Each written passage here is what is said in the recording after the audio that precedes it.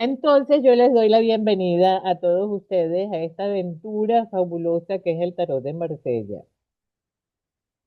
El Tarot de Marsella, en esta clase vamos a ver un poco de historia, de cómo se desarrolló este sistema. Es una herramienta fabulosa de autoconocimiento. Por supuesto, está escrita en claves. Es un lenguaje simbólico, ya lo vamos a ver más específicamente. Les voy a dar una breve historia porque en realidad la historia del tarot es muy extensa, muy extensa. Además hay muchas conjeturas, no se sabe muy bien, no hay muchas certezas de que las cosas hayan sido como se cuentan. A veces se cuentan de una manera, a veces se cuentan de otra. Y luego les voy a dar una idea general de lo que es la estructura, vamos a decir, la herramienta, el tarot, el mazo del tarot, cómo está compuesto, un poco el tipo de lenguaje que maneja. Y entonces, luego creo que vamos a tener eh, tiempo para hacer preguntas. Se oye muy bajito. Vamos a ver si podemos. Ya va.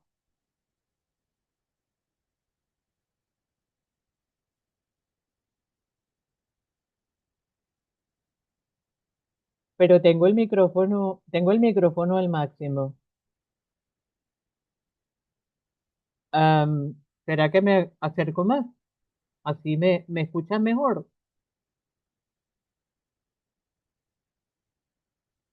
Nancy,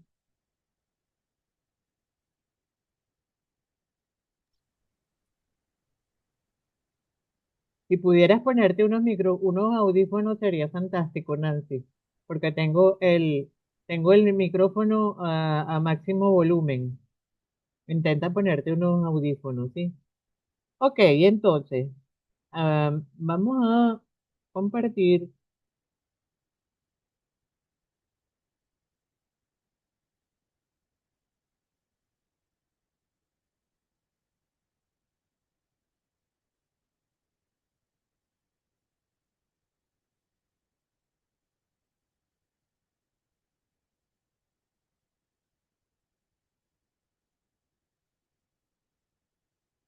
Ok, fantástico, solucionado. Entonces, al curso de Tarot de Marsella, preparado con mucho amor por esta servidora. Esta clase es una clase de introducción, no pretende ir muy en profundidad. Es nada más para tener una idea de a qué nos estamos enfrentando con el Tarot de Marsella. ¿Qué es? Bueno, todos conocemos el tarot como un conjunto de barajas con figuras simbólicas, a veces misteriosas, que se usan mayormente en la adivinación. Nos llama mucho la atención em, que tienen muchas formas que son como misteriosas, sobre todo misteriosas. Uno no las termina de entender muy bien, ¿no? Porque eso normalmente este tipo de lenguaje es un lenguaje simbólico que llama más a la parte eh, intuitiva de la persona que a la parte racional. Entonces, es una colección de imágenes muy cargada de información oculta porque está detrás de un símbolo, detrás de una forma, detrás de colores, ¿verdad? Que muestra y se conoce, que te muestra, que hace, que habla a través de sus claves a las personas que conocen este lenguaje simbólico, que es un lenguaje codificado, ¿verdad? Entonces, vamos a hacer un poco de recuento histórico.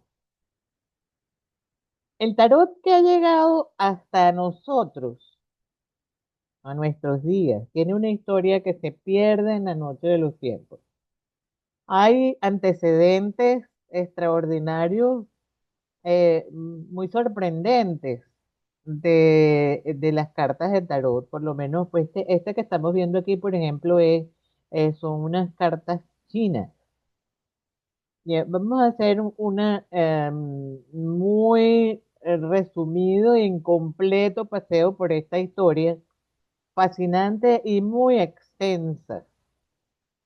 Y es importante que sepamos que es muy sintético, muy sucinto. Esto no pretende ser una historia del tarot, sino darles una idea de dónde viene, ¿no? Por ejemplo, estas eran cartas, las cartas, estas, por ejemplo, son cartas orientales, ¿verdad? No, perdón, hindúes. Y bueno, vamos a tratar de rastrear su origen y podemos encontrar sistemas de fichas o de cartas en muchísimas culturas, todas con formas diferentes, colores diferentes y significados diferentes. Aquí, por ejemplo, se me ocurrió que podía entrar también el juego este de Mahjong, el chino, que también tiene figuras y cosas de esas que se usa para jugar, obviamente, pero también el tarot posteriormente se usó, posteriormente o paralelamente se usó para el juego, ¿no? Entonces, el tarot que se desarrolló en Europa tiene antecedentes muy variados y vamos a explorar un poco este origen. Por ejemplo, en el siglo XIII se usaba en Italia una serie de barajas llamadas carticelle, que quiere decir cartitas, con alegorías gráficas para instruir a los niños en la práctica de las virtudes. Fíjense qué interesante. Aquí hay cuatro virtudes. Está la templanza, está la fuerza, está la justicia y está la fe. Son cuatro virtudes cardinales. ¿Mm? Interesante que estén todas metidas dentro de las cartas del tarot. Pero también había naipes que se usaban para el juego, que llegaron a través de los árabes al continente europeo a finales del siglo XIV. Y se usaban justamente para pasar un rato, o sea, los juegos de carta que nosotros todos conocemos, que han llegado hasta nosotros, ¿no? Entonces, muchas pintas, ¿verdad? Figuras, aparecen los números, todos los números del 1 al 10 más personajes de la corte. Luego, eh, en realidad, eran unas adaptaciones de cartas mamelucas que llegaron a Egipto, quizás de origen persa. Los mamelucos eran una etnia, un grupo étnico de origen persa que se asentaron en Egipto porque fueron esclavizados. Y entonces tienen un poco el estilo medio oriental, ¿no? Muy bien. Entonces, fíjense qué interesante. Estos son los ornamentos de los distintos palos que luego llegaron hasta nosotros. Los cuatro palos que nosotros conocemos, por ejemplo, el primero, son los oros, estos son los bastos, el segundo, los bastos, las copas y las espadas. Y fíjense qué interesante que las espadas siempre tienen una forma curva como las cimitarras árabes, ¿no? Eh, Muy particular. Nosotros, eso es una herencia que eso se mantiene allí en las cartas en el mazo del tarot de Marsella. Lo vamos a ver más adelante. Ahora bien, el primer juego de cartas de tarot del que se tiene documentación, porque el otro puede ser un poco al voleo, puede ser una presunción o puede ser historia o leyenda, ¿no? Es que el que mandó a realizar el duque de Milán, Filippo María Visconti, al artista Bonifacio Bembo. Bonifacio Bembo era un miniaturista y le hizo una serie de cartas que no eran tan pequeñas como las que nosotros manejamos, eran unas cartas más o menos grandes, eh, en las muy ornadas, muy bonitas en cuanto a la parte estética, ilustradas a mano, por supuesto, todo a mano, era miniaturista, con 60 arcanos menores y 16 triunfos o arcanos mayores. Y manejaban, por ejemplo, bueno, por supuesto, mucho oro, mucha imagen, imagen como medieval, medieval entre medieval y renacentista, ¿no? Eh, Muy alegórica y bueno, muy hermosa. Fue el tarot Visconti Sforza, muy famoso en su época. Luego, por supuesto, tenían que hacer algo porque no todo el mundo tenía la facultad de pagarle a un artista miniaturista porque hiciera un trabajo extraordinario. O sea, el de Visconti Sforza tenía 72 arcanos. Había que ilustrarse, no sé, 76 arcanos. Tenían que hacerlos todos a mano. Entonces, para facilitar la producción, se hicieron tacos de madera para los grabados, grabados o tallados para la reproducción de las barajas. Entonces, se facilitó muchísimo su reproducción en la difusión de este juego de cartas, ¿no? El trabajo de xilografía es eh, básicamente tallar en un trozo de madera la figura para poder entintar e imprimir bajo presión sobre un papel o una cartulina o un cartón la figura que está tallada, por supuesto, en imagen espejo, ¿verdad? Para que al imprimir salga al derecho, ¿no? Esto fue realmente muy interesante, vamos a decir que dio la libertad de que se difundieran mucho más las cartas del tarot. Y entonces, desde Italia, que se llamaban tarocchi, esa palabra se adapta a las distintas idiomas de Europa.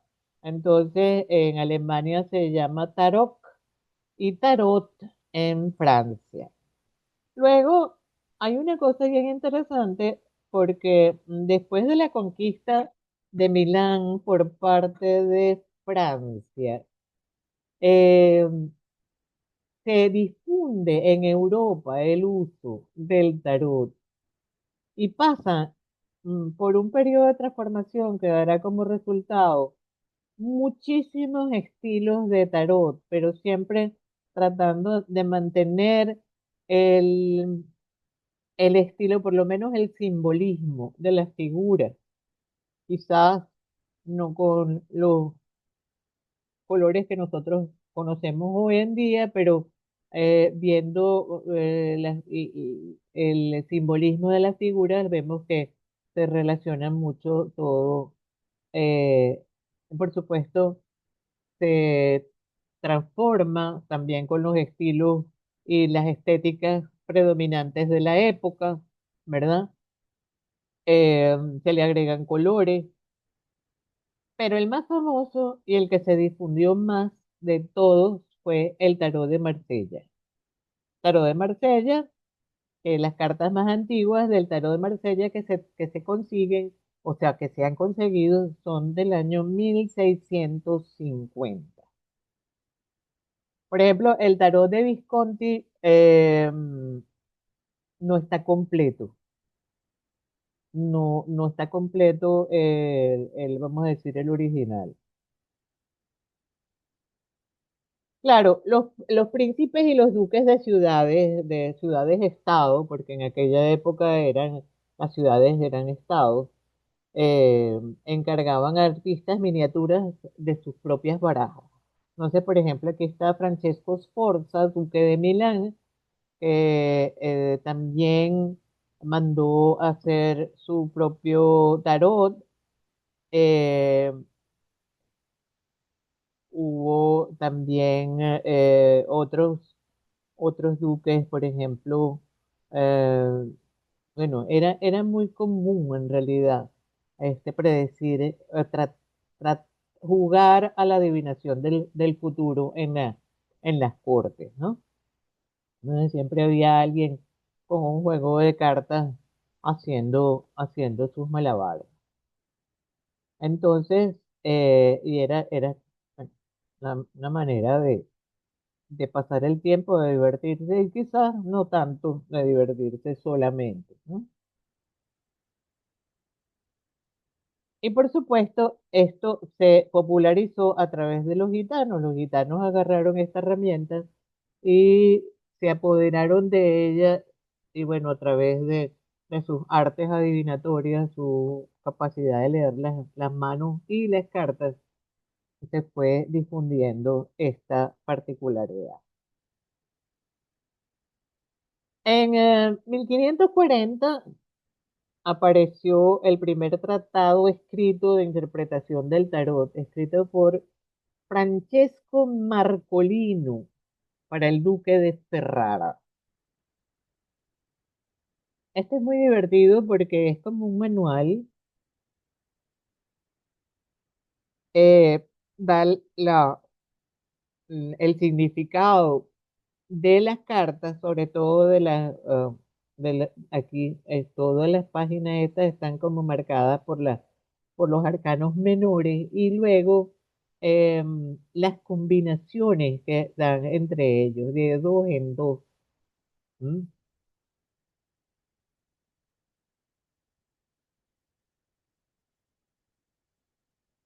Por ejemplo, aquí a lo mejor no entiendo muy bien qué tiene que ver esto. Puede ser que, por ejemplo, indicación de matrimonio, estas son las combinaciones que pueden darse para combinar, para que dé matrimonio. Aquí, por ejemplo, en la anterior tenemos ¿cuál es el odio? Aquí está el matrimonio, en fin. Sería interesante tener un ejemplar de ese libro para estudiarlo bien. De todas maneras, en aquella época los estudiosos de los misterios y el misticismo reconocieron, se dieron cuenta que en este sistema había un compendio de sabiduría velada que debía ser protegida. Entonces, eh, ¿qué hicieron? Bueno, pues no tardaron en relacionarlos con otros sistemas esotéricos, dándole distintos niveles de interpretación dependiendo de las capacidades de cada participante o practicante. Entonces se confundieron, vamos a decir que se complicaron o se condensaron ciertas disciplinas. Aquí, por ejemplo, habla de la letra en francés, en hebreo, en sánscrito, en egipcio, arqueómetra, este es el Papa, el significado y también la parte astrológica que aquí está hablando de un Aries y del número 5 y de la forma geométrica que le corresponde a este arcano del Papa, ¿no? El número es muy importante, ya lo vamos a ver más adelante. Y es aquí, en esta fase, que rodeado de este halo de misterio y de ocultismo, sí, bueno, de las partes ocultas, que se aventuraron los más improbables teorías de su origen. Este señor de aquí es Antoine Kurt de Gebelin, que afirmó que su origen estaba en el antiguo Egipto y habría sido conservado y transmitido por las sociedades secretas. Un poco traído por los cabellos, pero eso era lo que él pensaba. Él pensaba que el tarot había tenido su origen en Egipto, vamos a decir el concepto, y por supuesto la sabiduría y los símbolos utilizados. Entonces, a finales del siglo XVII, Baptiste Aliet, llamado Etiella, el adivino extraordinario, recogió esta creencia del origen egipcio del tarot. Baptiste Aliet, Etiella es el mismo apellido de este señor, pero escrito al revés. Entonces, Etiella, el adivino extraordinario, para enseñar los métodos de adivinación del libro de Tot, que se suponía que venía de ahí, funda una sociedad que desapareció durante la Revolución Francesa. Entonces, el libro de Etiela y vio la relación entre el tarot y la cábala, y entonces hizo una fusión entre los arcanos mayores, los senderos del árbol de la vida, las letras hebreas, los planetas, eh, los signos, etcétera, etcétera. O sea, hizo todo un compendio de símbolos para una sola carta del tarot. Luego, a finales del siglo XIX, eh, el señor Eliphas Levi, un mago de esa época, recogió esta información de Etiela y lo incluyó en su libro de Dogma y Ritual de Alta Magia, en el que da una explicación extensísima sobre lo que es bueno, por supuesto, la magia y el uso del tarot. Más adelante, ese patrón sería también utilizado por MacGregor Mathers para diseñar el mazo de cartas de la Golden Dawn. Golden Dawn era una sociedad secreta, eh, heredera de los principios Rosacruces. Nació en Inglaterra y de allí salieron una cantidad de magos muy famosos. A partir de allí, eh, esta fue eh, el diseño original del mazo de cartas de la Golden Dawn. Fíjense que ya la estética de estas cartas difiere grandemente de sus orígenes. O sea, siempre quedan, por supuesto, algunos elementos simbólicos que se relacionan con el original, pero que gráficamente se ven muy, muy, muy diferentes, ¿no? ya lo vamos a ver, bueno, no lo vamos a ver con detenimiento, pero lo podemos ver que hay un cambio en la parte, vamos a decir, del estilo gráfico, ¿no? Muy mm, notable.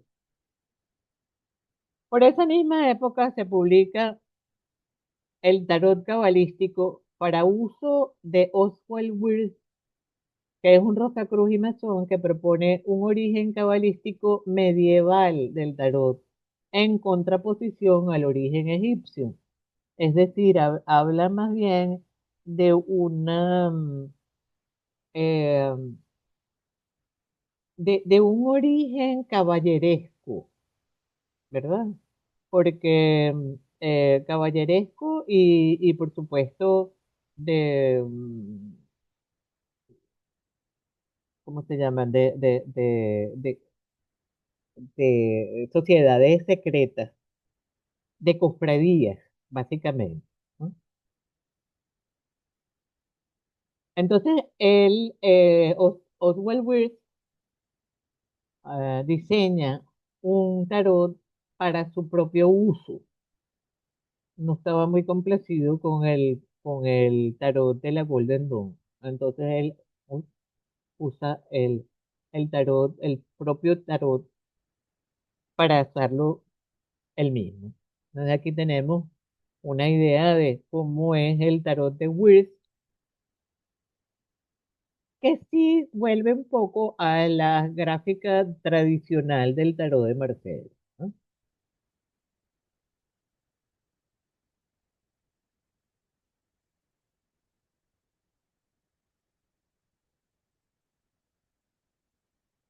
A principios del siglo XX, en 1910, se imprime el tarot, el Rider White, diseñado por la artista Pamela Coleman Smith, bajo la dirección de White, miembro de la Golden Dawn. Este es un tarot muy particular porque es el primero que ilustra con escenas cada carta de los arcanos menores, que en principio nunca tuvieron una ilustración, sino que tenían una alegoría de número de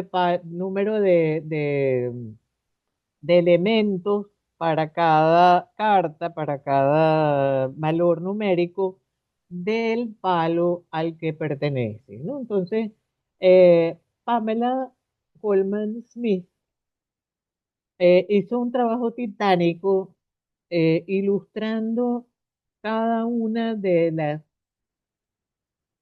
cartas de los arcanos menores, que son 56.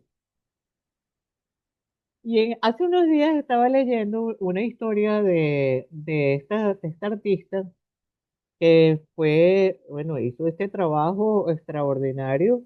Nunca le dieron el reconocimiento porque esta carta debería llamarse eh, Smith, el tarot Rider Smith, en vez de Rider White. White era el que imprimió, el impresor de las cartas. Entonces, eh, a ella no se le dio nunca el, el crédito que necesitaba, o sea, que se había merecido con todo ese trabajo. Y parece que finalmente terminó su vida muy sola y pobre, eh, olvidada del mundo y del mundo esotérico, por supuesto. Más adelante, en 1944, se publica un juego de cartas diseñado por Aleister Crowley y la artista Lady Harry, en el que se plasma su conocimiento en el campo de la astrología, numerología, cábala y magia. Es un tarot complejo y cargado gráficamente. Aleister Crowley es, vamos a decir, que el niño malo del esoterismo. Es el mago, es un mago muy controversial. Tiene una vida muy, muy particularmente de excesos y muy en contra de todos los principios esotéricos y de principios morales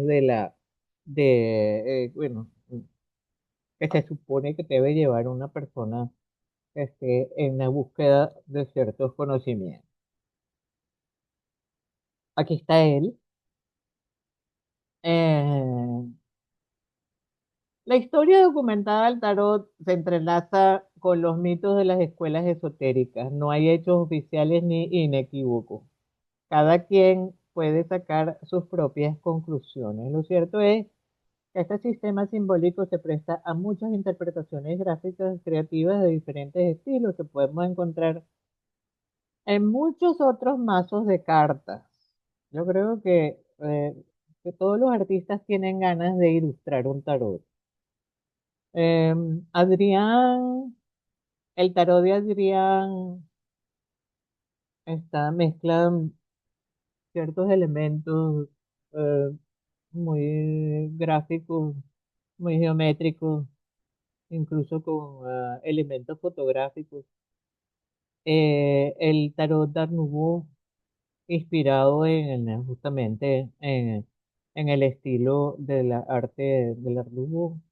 Luego está el Olimpo con dioses del panteón griego o personajes del panteón griego. Luego está el tarot Leonardo, que tiene, eh, extrae ciertas figuras de la obra de Leonardo para volverla un arcano mayor o que sea. ¿No?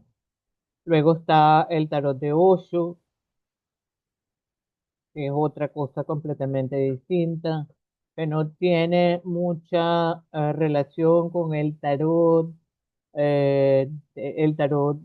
vamos a decir, que nosotros conocemos en Europa, que llegó a Europa, ¿no? Que se desarrolló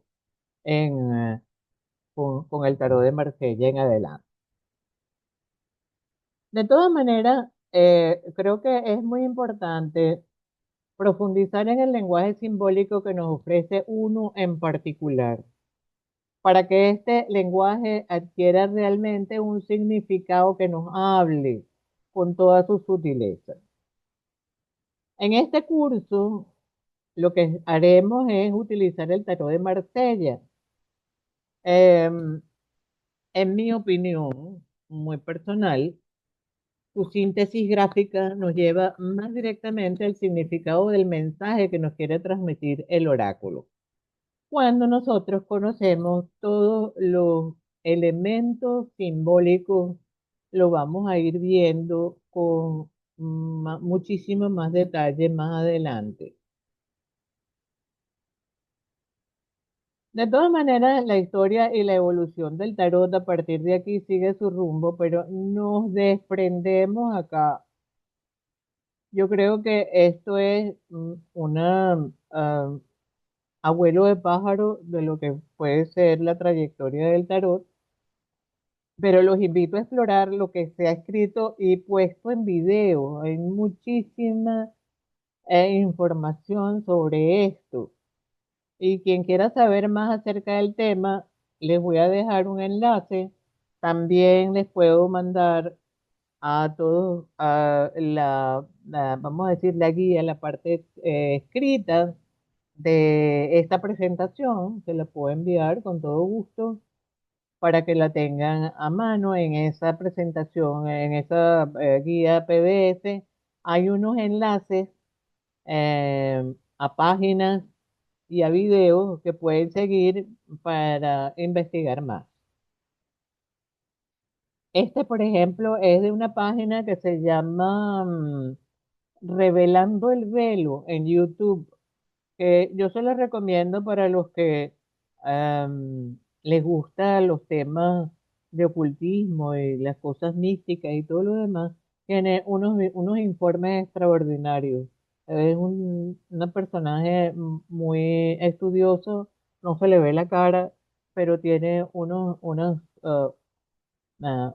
reportajes, unos informes de excelente calidad. Vamos a ver ahora muy rápidamente, vuelo de pájaro, lo que son las partes del tarot. Em, el tarot se compone de 78 cartas divididas en 22 arcanos mayores o triunfos y 56 arcanos menores. Los arcanos, aquí están los arcanos menores que corresponden a los números. Los arcanos menores son números y son personajes de la corte. Pues son 14 cartas por cada palo. Los 22 arcanos mayores representan arquetipos que reflejan aspectos del ser humano que se pueden considerar en su conjunto como las etapas del viaje del alma hacia su evolución. Están cargados de detalles alusivos que hablan de personas que conocen su lenguaje. Eh, Ese es justamente lo que nos vamos a dedicar en las próximas clases, a conocer el lenguaje simbólico que a tener entre manos con estas cartas. Por ejemplo, hay lenguajes, en los lenguajes ocultos, aquí uno de los más sencillos es el ordenamiento, que es fundamental porque podemos comprender el viaje que estamos emprendiendo a través de los números. O sea, hay un paso que hay que dar antes de que otro, y el anterior nos lleva al siguiente. Entonces, vamos a explorar el conocimiento numérico que los acompaña e identifica. Además, hay relaciones numéricas entre ellos. Eso es algo que puede ser fascinante y es es un lenguaje numérico eh, entreverado, diría yo. No todo el mundo conoce la relación que hay desde el punto de vista numérico de los arcanos mayores. Y por supuesto la secuencia que nos da la idea de cuáles son los pasos a seguir dentro de la evolución del alma hacia su, vamos a decir, su maestría en esta tierra, ¿no? Por ejemplo, aquí tenemos desde el arcano sin número, eh, que tiene todas las posibilidades, pues se manifiesta en el uno, luego en el 2, en el 3. Vamos a ir viendo cuál es el significado de cada uno de los números y cómo se va manifestando, y cómo se relaciona con esa figura que representa. Luego está el lenguaje de los colores. em, que aporta una profundidad en relación al plano de manifestación de los distintos elementos de un arcano. O sea, a cada color tiene su símbolo, o sea, tiene algo que nos está diciendo, ¿verdad? El rojo habla de energía vital, de pasión, etcétera, etcétera. Luego tenemos el azul, que nos habla de la parte emocional, de la parte espiritual también. em, en contraposición con el rojo, ¿verdad? El amarillo que nos habla de la parte intelectual, de la parte mental, el negro que nos habla de la parte transformadora, de la parte que tiene que eh, desvanecerse para convertirse en materia prima para lo que sigue, para el ciclo siguiente. El verde, que es el renacimiento, la vida natural, y por supuesto el color carne, que habla justamente del factor humano, ¿no? Todo esto lo vamos a ver como mucho más detenidamente en las clases posteriores. También tenemos que estudiar, por ejemplo, el lenguaje de los gestos y las actitudes del personaje o personajes que están representados en una carta. Am, Todos ellos cuentan una historia llena de sentido que nos dibujan situaciones únicas y circunstancias con las que hay que enfrentarse en cada caso. Por ejemplo, aquí hay una serie de gestos, ¿verdad? Que hay que interpretar. Em, Aquí en El Diablo también hay una cantidad de gestos, posiciones eh, muy importantes en la interpretación. Siempre nos dan mensajes ocultos, no tan obvios, que hay que saber observar e interpretar. Entonces, también hay elementos que se repiten en ciertos arcanos y crean un hilo de unión que se puede escapar a la observación superficial. Por ejemplo, aquí tenemos al águila del escudo de la emperatriz que se repite en el escudo del emperador y se repite en una de las esquinas del mundo. También hay ciertas actitudes que se repiten. Por ejemplo, fíjense que aquí el emperador tiene las piernas cruzadas y la figura esta del mundo también tiene una pierna cruzada, que no es la misma, pero es la actitud. También el colgado tiene una pierna cruzada. Y por otro lado, los arcanos menores eh, se componen de cuatro grupos de 14 cartas, cada uno identificado por bastos, espadas, copas y oro, que simbolizan los cuatro elementos, fuego, aire, agua y tierra, respectivamente. Esto, dirán, bueno, pero ¿qué nos importan los elementos? Sí, sí nos importan porque el fuego es la parte creativa, el aire es la parte intelectual, el mundo de las ideas, el agua es el mundo de las emociones y la tierra es el mundo de lo material. Entonces, aquí tenemos la composición de todos los ah, elementos, no solamente porque son elementos, sino que son los componentes de nuestros quehaceres cotidianos, ¿no? Entonces, cada palo tiene 10 cartas numeradas del 1 al 10 y cuatro figuras que son de las figuras de la corte. ¿Ok? Eh, Sota, caballo, reina y rey.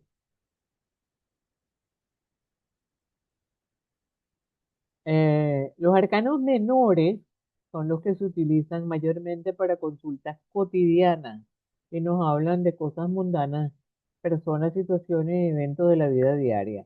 En contraposición de los arcanos mayores que nos hablan de em, situaciones internas, arquetipos, actitudes, am, podríamos decir, emocionales, espirituales.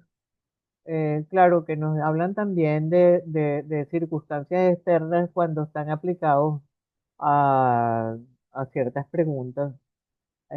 Por supuesto, hay circunstancias externas que nos obligan a tomar ciertas actitudes personales en cuanto a tomar decisiones y ese tipo de cosas. Pero básicamente los arcanos mayores son para preguntas, vamos a decir, que más trascendentales, mientras que los arcanos menores, eh, nosotros los llamamos los chismosos, ¿sí? Los que nos hablan de, vamos a decir, de lo cotidiano. Entonces, les hablo un poco de lo que es la estructura del curso. Está estructurado para 22 más 2 semanas de duración. ¿Por qué les puse 22 más 2? Porque en un principio estaba estructurado para 22. Pero luego con la experiencia me di cuenta de que siempre necesitamos 2 clases más para seguir practicando lecturas. O sea, es como que necesitamos practicar, necesitamos estar en contacto con, con, con la práctica, con la interpretación, con nuestros compañeros que van a estar eh, ayudándonos a aprender con sus preguntas y con sus interpretaciones también. Entonces, exploraremos una maravillosa herramienta para el autoconocimiento que también nos prepara para servir de guías a otras almas en su camino espiritual. Y yo creo que es muy importante esto. Yo creo que es muy importante esto porque no solamente nos ayuda a nosotros eh, en nuestro camino espiritual, sino que habiendo recorrido nosotros nuestro camino espiritual, podemos ayudar a otras personas a transitarlo. Vamos a estudiar una técnica que es particular de la escuela que yo sigo, que es la técnica de la línea de vida. Tiene que ver con el nombre de la persona y el año de nacimiento. Vamos a aprender cómo calcularla y cómo se interpretan. Es prácticamente una radiografía, es realmente muy iluminadora, es impresionantemente clara la interpretación de una línea de vida, refleja totalmente a la persona en cuestión. Las relaciones numéricas entre los arcanos mayores y sus leyes. Eh, Esto es lo que les decía antes, las relaciones numéricas entre los arcanos mayores son muy iluminadoras también, nos van a dar una idea muy clara de del significado, no solamente del significado de cada carta, sino de cómo se relacionan y cuál es la potencia que adquieren cuando se relacionan. Vamos a ver el significado simbólico de los números, colores, actitudes de los personajes, por ejemplo, las miradas, hacia dónde se dirigen, si están en movimiento, si están sentados, si están, qué sé yo. El significado de los arcanos menores, vamos a estudiar eso también, sus combinaciones más importantes, las tiradas más útiles y sencillas y directas. No vamos a ver muchas tiradas, vamos a ver solamente unas pocas tiradas muy precisas que van a cubrir realmente todo el abanico de necesidades de consultas. Y por supuesto, vamos a tener mucha práctica y estudio de casos que se van a presentar justamente dentro del grupo. Vamos a estudiar casos de nosotros mismos, ¿no? Entonces, eso es básicamente lo que se propone con este curso. Y entonces, esto es todo por hoy.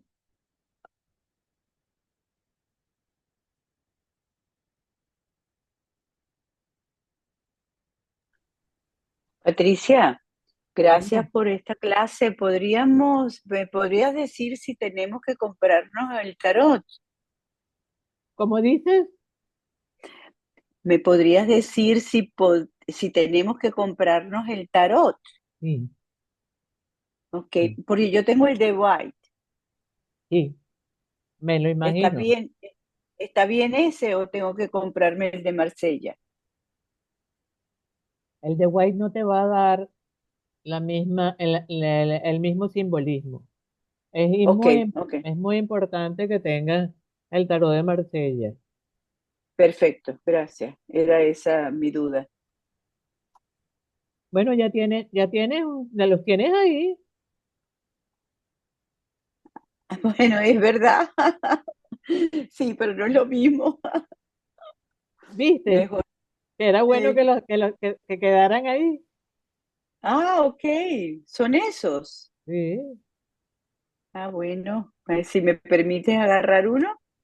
pues imagínate tú, para eso están. Ok, bueno, ok. Esto, Es aconsejable tener los dos, dice. Mira, no lo sé. Fíjate tú puedes tener todos los mazos de tarot que tú quieras. Yo no te voy a decir, no, no tengas el otro, no. Tú tienes que tener el tarot de White, tienes que tener el tarot de Marsella, tienes que tener cualquier otro tarot, cualquiera. Si eres coleccionista, si puedes ser coleccionista de tarot. Y lo interesante es que tú puedas compararlos. Perdón,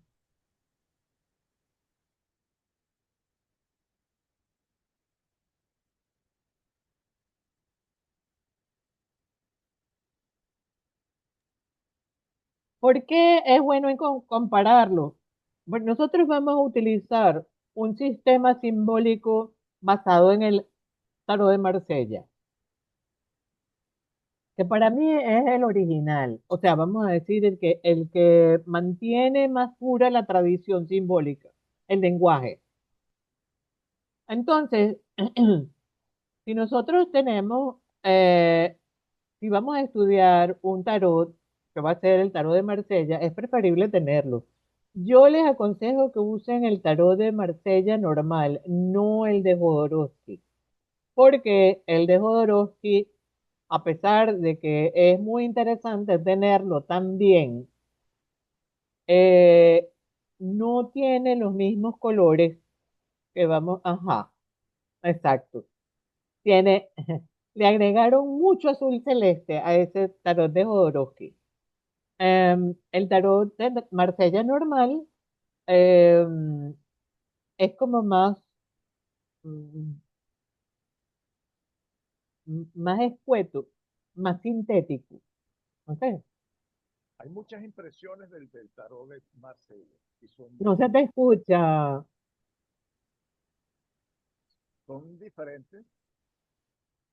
No,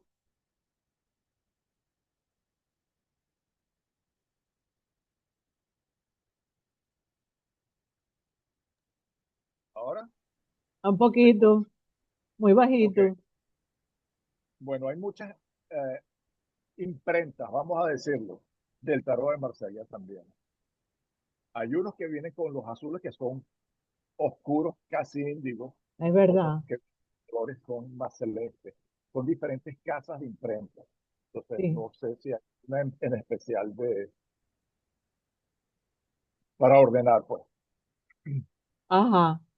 Bueno, déjenme decirles una cosa interesante. Em, Hay muchas versiones, hay muchos eh, editores de las cartas de tarot. Sería bueno que si van a comprar un tarot de Marsella original, me lo comentaran o lo que voy a hacer es voy a ver si yo puedo conseguirles para las personas que están en los Estados Unidos que pueden pedirlo, por ejemplo, en Amazon o algo así. Eh, Fantástico. Para los que están en Venezuela o en esta zona, yo les digo que aquí es un poco más complicado. Em, y como es muy complicado conseguirlo, yo me di a la tarea de publicar, de editar el tarot de Marsella acá. Y por supuesto es una reproducción, no pretendo hacer ningún tipo de modificaciones, sencillamente es una reproducción, ¿ok? Entonces, y los tengo en miniatura, em, pero también voy a hacer unas tamaño normal, o sea, tamaño cartas, las que estamos acostumbrados a manejar, ¿no? Un poco más grande. Así que estoy trabajando en eso. Así que cualquier cosa que no tengan la posibilidad de conseguirlo, pues me contactan y yo con mucho gusto los voy a hacer por encargo. ¿Ok? Los voy a hacer por encargo. Así que en los Estados Unidos es más fácil conseguirlas, pero, pero sí, pueden conseguir. Traten siempre de conseguir el tarot de Marsella original, el Grimaud. El Grimaud es el original. ¿Mm? Así que bueno, ¿alguien tiene alguna otra pregunta? Rafa dice que... Gracias a ti, Mirka. Espero volverte a ver la próxima. Ah, por cierto, la próxima semana empezamos la clase. La primera clase es la próxima semana. Vamos a tener clase los miércoles a las 7 a la misma hora. A menos de que alguno de ustedes quiera, nos ponemos de acuerdo todos, lo quieran hacer un poquito más tarde. Yo estoy ah, abierta a cualquier modificación, pero en principio eh, va a ser los miércoles a las 7 hora Caracas, ¿no? Profe, yo tengo una pregunta. Yuli, Sí, ah, yo he estado últimamente a la tarea de como de estudiar la parte histórica del tarot, ¿verdad? Pero acá las fuentes que he conseguido son más relacionadas al tarot Rider. Y de hecho, cuando hay como así como una tiendita de puros tarot, y como que siento que lo más popular acá es el tarot Rider. Las bibliografías que busco, todo eso, ¿no? Mi duda es la siguiente, ¿por qué es más popular ese? ¿O es más conocido acá en el área anglosajona ese que el de Marsella? mira, no sabría decirte por qué.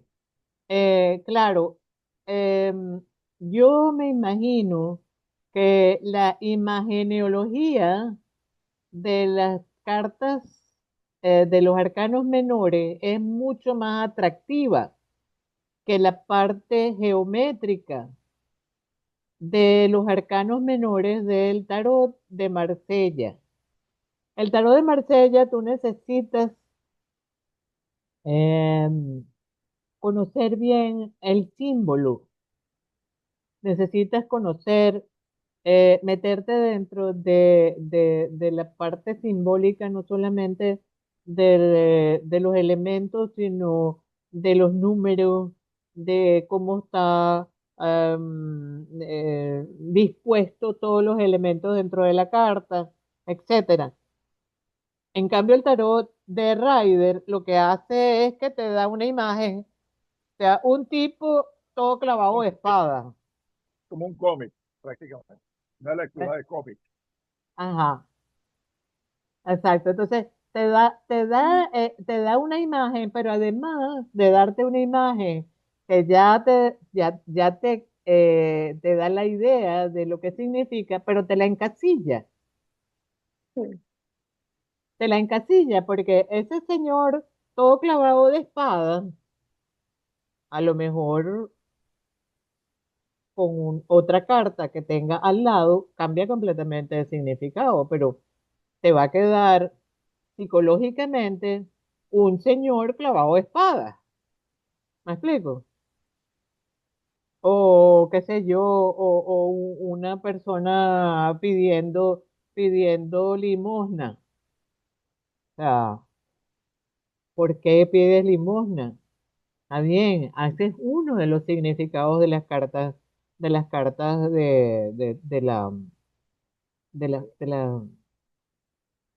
¿cómo se llama? De los arcanos menores. Pero no solamente, ¿no? El 5 de oro. Hay una imagen de un señor pidiendo limosna. Está bien, es escasez económica, pero ¿por qué pedir limosna? El 5 de oro no es solamente eso, esa es una de las interpretaciones. El 5 de oro, por ejemplo, representa el cuerpo humano. Y el cuerpo humano, un cuerpo humano, ¿por qué?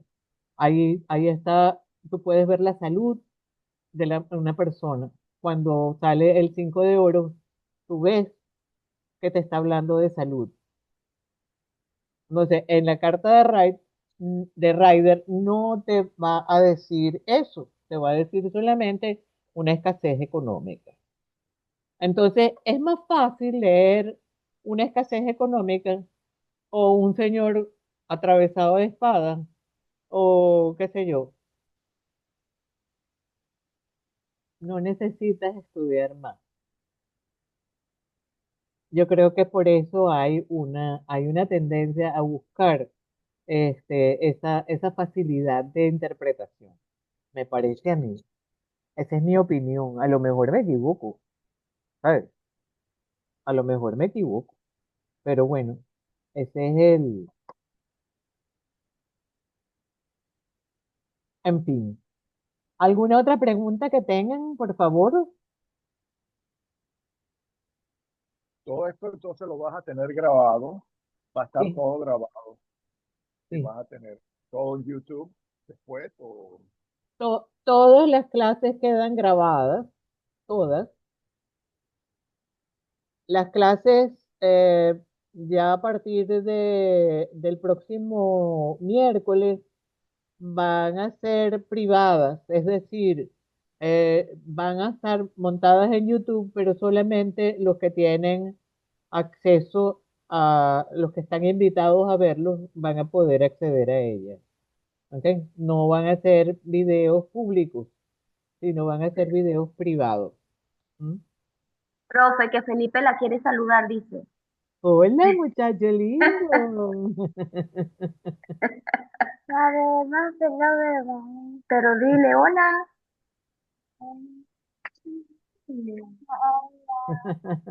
Tú di, quiere saludar.